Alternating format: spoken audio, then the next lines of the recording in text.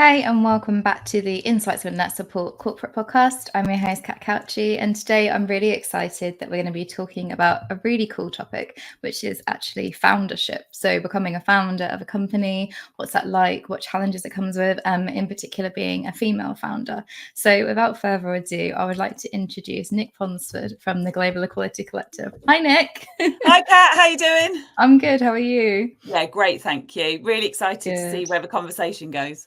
Yeah, absolutely. Me too. So before we dive in, could you just introduce yourself a bit to our listeners, please? Sure. My name's Nic Ponsford, and I'm the founder of the Global Equality Collective. The GEC is a grassroots community of over 300 organisations, individuals in the EDI space in education. And together we have created, built and launched the GEC platform, which is a survey-based edtech solution, which helps schools with their gaps when it comes to EDI. Brilliant. Fantastic. And that's been working really well, hasn't it, as well? Your platform's been... Yes, it has. It's yeah, thank you. Yeah, it's since we launched and we've kind of researched and worked with universities along the side, we have now got over 300 schools in 30 countries. So it's gone very big, very quickly, and we're absolutely delighted. That's amazing. Yeah, that is a really rapid growth, like you say. So what initially drove you to found your own company then? Accident, I think. A happy accident, I hope. A big accident, yeah. So my background isn't in business and in corporations. My background was that I've been in education. So I was actually a teacher and then a school leader and then a school improvement coach. And I did that for about 20 years. And whilst I've been in this space, I taught English, which people will understand, and I taught digital media, which you may not understand, but that were in schools that would cover everything from kind of advertising and marketing to film production. I did great things with like CGI back in like 2005 with the kids and stuff. So really, really exciting stuff. Yeah. But I quite linking the technology with the kids that were like me when I was younger. So the kids that maybe at school was their safer place. And I realized then as a leader, we had a bit of a problem in education. And I think that's similar to most founders, that they can see a problem and they want to create a solution. Whereas, so I could see the problem and I could see the solution, but I was a teacher. So, what do you do? Exactly. So I started to kind of look around to try and work out why this was a problem. Was I the only one who thought it was a problem? And that was a kind of, starting to kind of work out what was going on with the diversity and inclusion space. And as a result of that, started to look at how we create a technology-based solution. And if you do create a technology-based solution, you can't get very far if you don't have any money. So that needed funding. And because I was looking at, being a charity or, community interest kind of based organization, actually, there weren't any grants. There wasn't anything I could kind of do. And I was also, which you might want to unpick it later, was a little bit stuck because I've got 3 kids. So I don't live in London. I can't just drop everything and that's it. I can't just go and do an accelerator for 6 months and things like that. And so the way the company was founded is because it's got angel investment, and when you have got investors, you then have to become a company. And so that was how that side then started.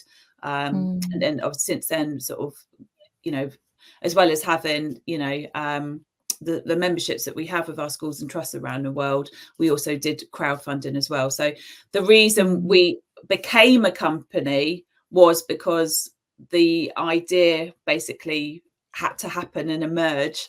And that's why. So it was very much a thought process of a solution, which ended up with a company, which I'd never, ever thought I'm going to set up a company. Yeah. You never had that idea, I'm going to have my own company now. No, exactly. And that's been the kind of weird thing that now, as well as having like the grassroots community side, that actually also running alongside that, I've had to build a company and running a company, which I'd never done before. I had worked in marketing and advertising. I had actually worked and had jobs since I was like 14, and I'd sort of worked and, you know, all through university and all those kinds of things.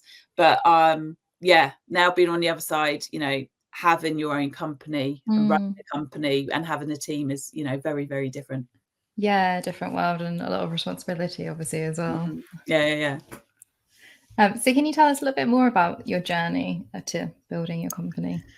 Yeah, it's been emotional. Yes, and learned a lot as well. And I think as well, building and kind of starting, you know, it's a startup, it's an ed tech, but also post COVID, and on that Venn diagram, then being in the EDI space, it's been really interesting, with challenges on one side and then, you know, opportunities on the other. And I think there's a tightrope that is always being walked between them.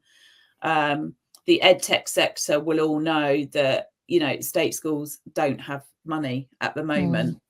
And so I'm seeing it, a lot of grassroots, charity based or government funded organizations that now are not getting that funding and are starting to disappear. A lot of the grassroots organisations that maybe started after the summer of 2020 in the murder of George Floyd, where there was a lot of attention on it, either on the corporation side, organisations have kind of gone inward, or, you know, gone to the big four for their kind of support, or they just can't, I think, they can't carry it on in a way that they maybe wanted to initially. And I think that's quite interesting for me. So I see where maybe things like well-being and inclusion are now kind of meeting, or safeguarding. People might be, from a political point of view, maybe more interested in them than they might be what they might have seen as woke, which they might have wanted to a few years ago. So what's been quite interesting is looking at the landscape around that. And we're seeing a lot of ed tech companies that are either kind of merging or being bought out by bigger organisations. The smaller ones, a lot of the founders are having to go back to being teachers or going back into education as well, as I'm sure you've seen. So it is a kind of a bit of a weird landscape. And I think after COVID, where there was, you know, and doing the EdTech demonstrator program as well, helping schools get online during lockdown, I think there was a hope that adoption around EdTech would be wider and more vast across the sectors of education. But actually, there's been a little bit of, you know, the brakes being put on, I think. So, and now as well, I suppose, to, you know, lump something else in, there's this, you know, huge obsession with AI.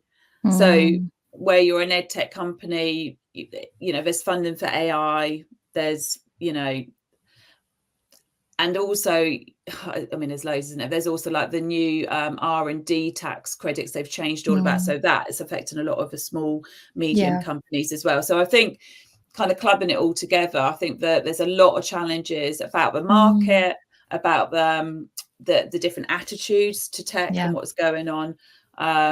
So I think it's a really challenging time, actually, to be a founder of any type. Yeah, absolutely. So on the kind of the other side from the challenges, what are some of your favorite aspects about being a founder and CEO? I think some of the really exciting things is, you know, we had a feedback from one of our schools this morning, and just hearing how well it's working, and those kinds of things, when you've kind of had an idea and thought it might work, and then when you see it is working, there's a massive buzz that comes from that. I think learning what you don't know as well. So in a startup, you know, as a founder in particular, you have to wear a lot of different hats. So, you know, you have to understand legals, finance, you know, operations, marketing. And I think part of that is learning what you don't know as well. So that's been, for me, I suppose, sitting thinking about it now, there's a lot of things that I've learned that I never thought I would have to learn. But also as you get bigger, there's things you can bring in other people to help you with. And so that's a really nice area to be in. I really like the combination of being able to work in a hybrid way for me. That I'm trying to find a balance of the demands I have at home with then going out to work and doing events. And the thing I love the most is the network, as you'll know, Kat, that it's, I love meeting people. I love connecting with people. And I think being able to do that in this role and talk about the work and how it links with a doctorate and those kinds of things, I do like sharing that and being challenged around that in a kind of healthy way as well. So it's demanding being a founder, but also it's so exciting. And it's quite an adventure. Yeah, I bet. So you're definitely glad that you did it then. I think so. I mean, I do have mornings where it is challenging, and someone said, you eat what you kill in business as well. So there's an element of, with a market being quite tricky and having something, the product we've got, which is a different way, quite a disruptive solution, that can be a bit of a knife edge. But you definitely feel you're living life to the fullest as a founder. And there's lots of networks and things if you've got the time and you need to lean into them, that you can have. And I think where in the past you would be a business owner, you are a founder, and the entrepreneurial aspect of kind of aspration is very much there. So I am proud to be a founder in the UK. Absolutely. But there are 13% of CEOs in edtech are female. There is still an inequality when it comes to it. And I think the other thing is as well, where in COVID it was really easy to jump on and do 8 pitches a day or virtual meetings with everyone. Now the people that have that privilege of being out and about and want to be out and about, it is now starting to swing to that. And I think that then does create inequality again, because you can't go to those networking events, so therefore you're not in it, and therefore your company's not represented. So I think there are still challenges. We haven't quite got it right.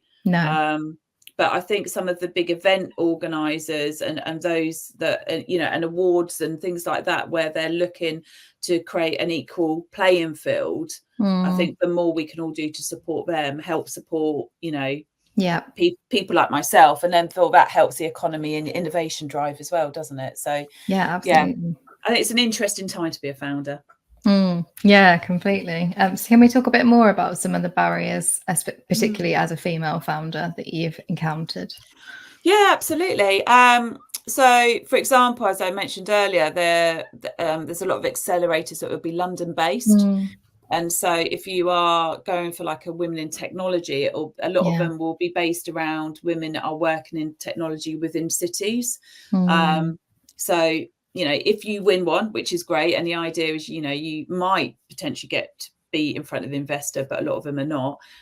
You still have to be able to, travel to that place. So that's the time commitment and the expenses commitment. And it also means if you're doing that, you're not directly maybe doing different aspects of your company or your organization. So there's a real balance there, and there's quite a few of these which say that they are designed to support race and ethnicity or gender or disability or neurodiversity or non-city based, and actually they're designed by people in those spaces, and they don't necessarily work.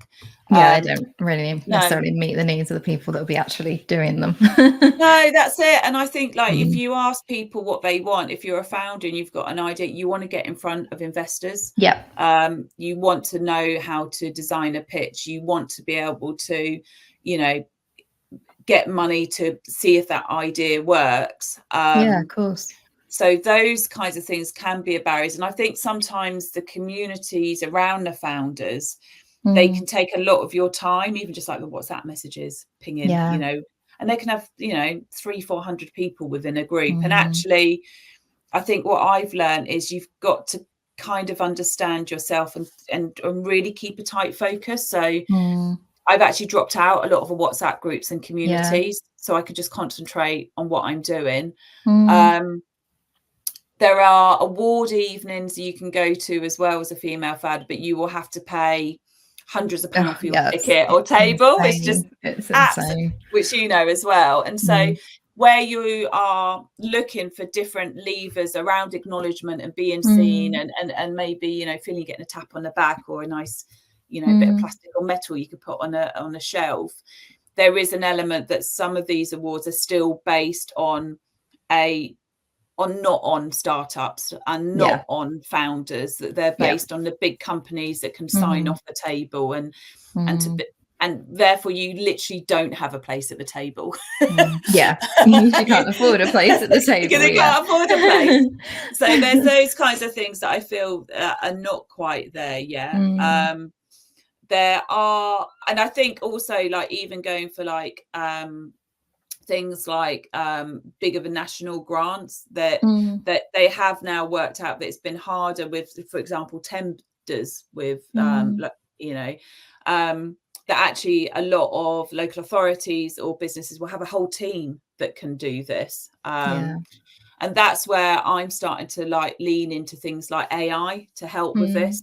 So if I can pop in and find an example that I can use or can help me have a structure for what I'm doing, I'm finding things like that are really sort of starting to help out. And I think that will bridge that gap of those, and that privilege of having a big team and having that time to do it, so you can make an application, so you can get that money. So I think, as I said, I think it's not perfect. You can start to see small areas, and I wish more would be done to kind of lean into it. No, absolutely. Agreed. It does need to work for sure. And I know, for example, you mentioned before that you have 3 children as well, so you can exactly just wander off to London for a week for no, you can't. And, you know, I'm, you know, I do the school run, you know, I have to do the school run, and even with a bit of after, you know, care for the children after school in different clubs and things, and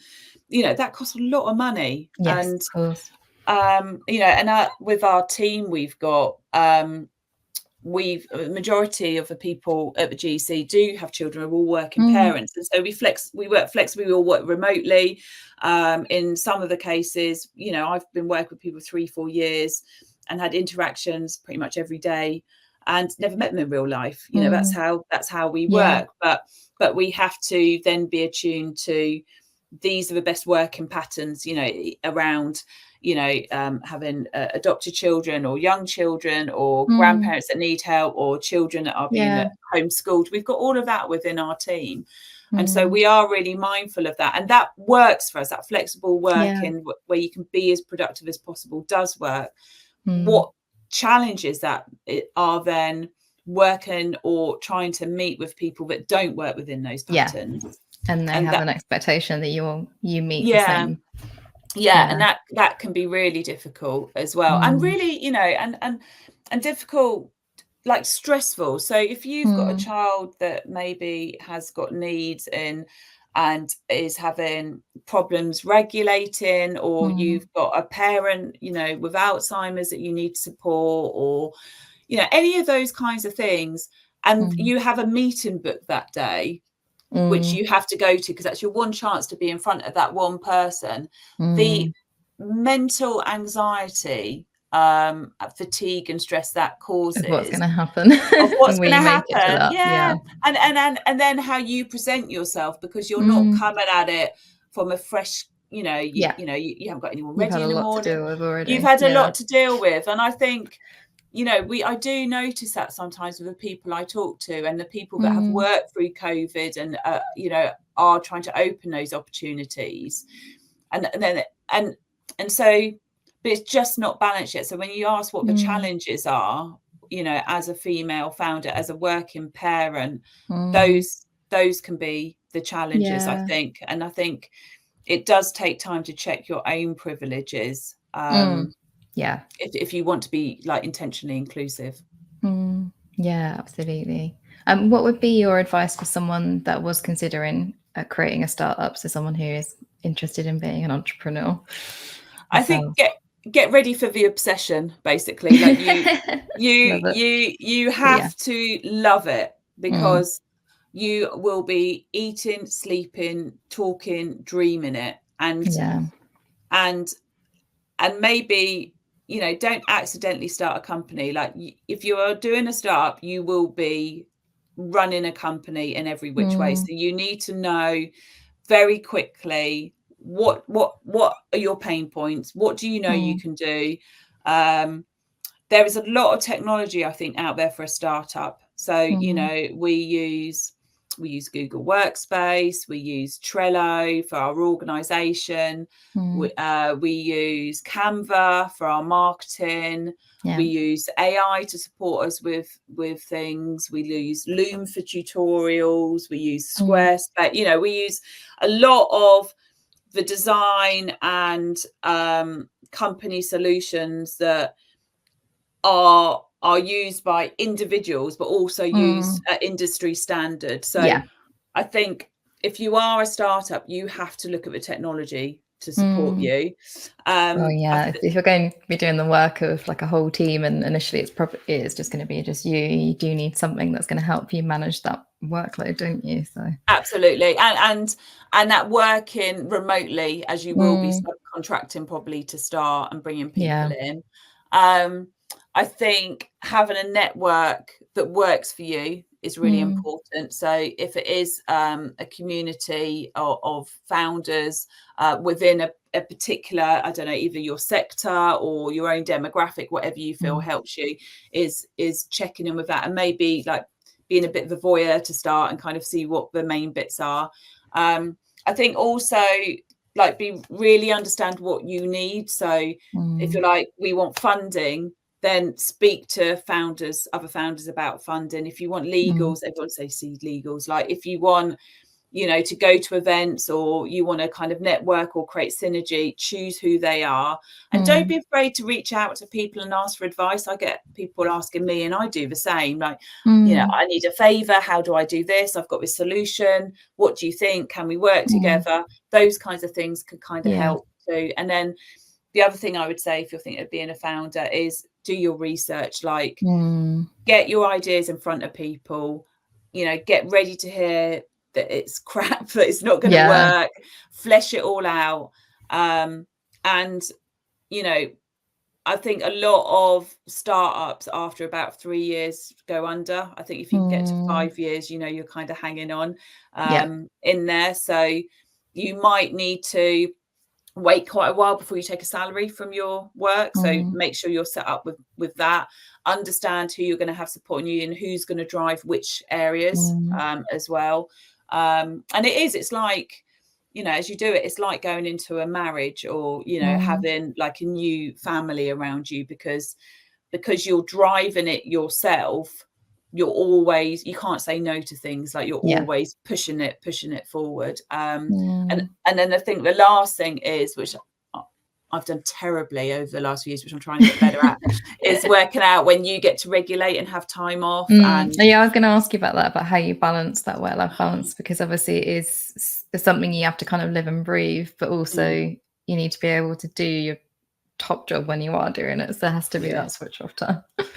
I could say something really inspirational, but I would say actually I do it terribly, and it's something I still need to get better at. So good to be honest about it, though. Well, because, you know, the minute I wake up, I check messages and inboxes, and, you know, late at night I'll be checking social media, and it's just like a lens I put on all day. And so it does. And I think also when you work in the ed tech space, your sprints are the half terms. So you know, you put your head down, you do that 6 weeks, and then you burn out, and then and so, and obviously I've got the 3 kids, so when I burn out, I've got 3 You've got children. 3 kids. So you probably don't really appreciate that you're very tired. No, they don't actually. They don't. It doesn't really bother them. It doesn't work like that. No. So what I've worked out and what I've got better at, I am creating areas where the notifications are off. I have streamlined a lot of the communities that I'm in. I've also, that saves a lot of time, to be fair. It does. And I've also streamlined a lot of newsletters where sort of just seeing what else is in the space, actually, where you see what your potential competitors are doing. That is not always healthy for you to know that all the time. And I've realized there's things about myself that I like I did try different sort of exercise things, and but there are those, I suppose the kids would call it mindfulness. Those bits like, I like to go, I live near the beach in Bournemouth, so I like to, on my way home when I drop the kids, just go via the beach before I sit on a screen all day. Or I'm trying to walk more when I'm not sitting here, or stand, or all that physical stuff's good for your well-being as well as obviously physically. So absolutely. And it's that kind of thing, like in the shower, that idea will click in. So it's working out when you could do a walk and talk meeting, not a sat down one. And also, like, the ideas will keep coming, so make sure you've got an area where you can put notes or a journal, so you can kind of empty out if you've got a brain like mine. I particularly as well very much like to end things on a day with a clean inbox and a list of what I've got to do the next day, so I can create a barrier and a boundary, and then shut down kind of thing from work and pick up everything else. So I'm similar. Are you? Yeah, I like a clean cut. Right, I'm done. This is what I'm doing tomorrow. It's easier to switch off for me. Exactly. And I can't, like, we've got people in the team and they've got like, you see their inbox, they've got 3,000 messages. I'm like, I can't cope with that. It stresses me out. Exactly. Everyone has their own thing, obviously. Makes me a bit twitchy, but I kind of, I think working out, making sure you've got like a clean, like, workspace, that I have to get all the other bits around the house sorted because I work from home, otherwise that's a distraction. And I think trying to the last thing would be trying to fit in more time to celebrate. I think as a founder, you're always after, the next client or the next idea or, next innovation. And actually, I don't spend a lot of time saying, oh, that went well, or actually that's finished now. I'm always on to the next thing. So I think that's something I probably need to listen to with my own advice. Is take a moment just to go, do you know what, it's okay. Or if it's not okay, that's okay too. Yeah, that makes sense. A little time to pause and reflect and give yourself a pat on the back for a change. That's it. Yeah. All right, so the last thing really I just wanted to ask you, Nic, was where can people get in touch with you and learn more? Oh yeah, so I tend to hang out in, well, I say Twitter still because I'm old school, but in X. I know, it sounds weird calling X. I find myself putting X/Twitter on things at the minute. I call it Twix. Twix with a big I like X. that. Twix. That's great. So you can find me on Twix. I'm at Nicole Ponsford. The GEC is at GEC Collect. We are also on LinkedIn. So if you check out Global Equality Collective, you'll find us there. And I'm the same at Nicole Ponsford on there. We've got a website which has lots of events and the work we're doing, as well as loads of free resources. That's the gec.education. And on there, you will find our events page where you can see where we're up to. So tomorrow I'm off to the Schools and Academies show. We're at the Festival of Education in July. We're at EduTech in the autumn in Amsterdam, and then we've got lots of little pop-up bits here and there, research ed and stuff like that. So if you are around and you're at these places, or you want to see where we are, please have a look at the website, the gec.education/events, and please come and say hi, because I'm always up for the discussion. Yeah, no, absolutely you are, and there's lots of great free resources on that website as well to check out. So thank you so much for coming on today, Nic. It's been a pleasure talking to you. Oh, you are so welcome. I hope that it's of benefit to at least one person. Absolutely. That's the dream, isn't it? Just one person that really found something. I'm sure they will. There were lots of really great points in there, especially your advice at the end as well.